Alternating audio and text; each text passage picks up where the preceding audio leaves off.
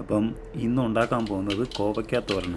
കടുക് പൊട്ടിച്ച് 2-3 ഉണക്കമുളക് ഇട്ട് ഒന്ന് മൂത്ത് വരുമ്പോൾ കുറച്ച് പച്ചമുളകും കൂടി ഇടുക. അത് കഴിയുമ്പോൾ ചെറിയ ഉള്ളി ഒരു 3-4 എടുത്ത് അരിഞ്ഞത്, ഇച്ചിരി കറിവേപ്പില എല്ലാം കൂടെ ചേർത്തിട്ട് ഇളക്കി അരിഞ്ഞു വച്ചിരിക്കുന്ന കോവയ്ക്ക നമ്മുടെ പാനിലേക്ക് ഇടുക. ഇട്ട് കഴിഞ്ഞ് 2-3 ഇളക്കി ഒന്ന് ആവി കയറ്റിയിട്ട് കുറച്ച് തേങ്ങ, 1 കപ്പ് തേങ്ങ, കുറച്ച് മഞ്ഞൾപ്പൊടി ഇട്ട് നന്നായിട്ട് ഇളക്കുക. അത് കുറച്ച് വെന്ത് കഴിഞ്ഞ് ഒന്ന് അടച്ചു വയ്ക്കുക.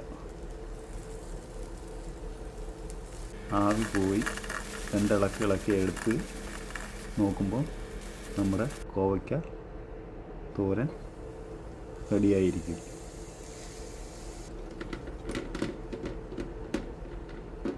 അതൊന്നുകൂടി ഇതേപോലെ വെച്ച് എടുത്തു കഴിഞ്ഞ് നോക്കിക്കഴിഞ്ഞാൽ വെന്തിരിക്കുകയാണ് നന്നായിട്ട്.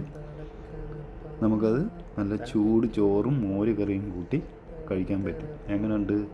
ഇഷ്ടപ്പെട്ടാൽ വീഡിയോ ലൈക്ക് ചെയ്യണേ. Okay, see you, bye by.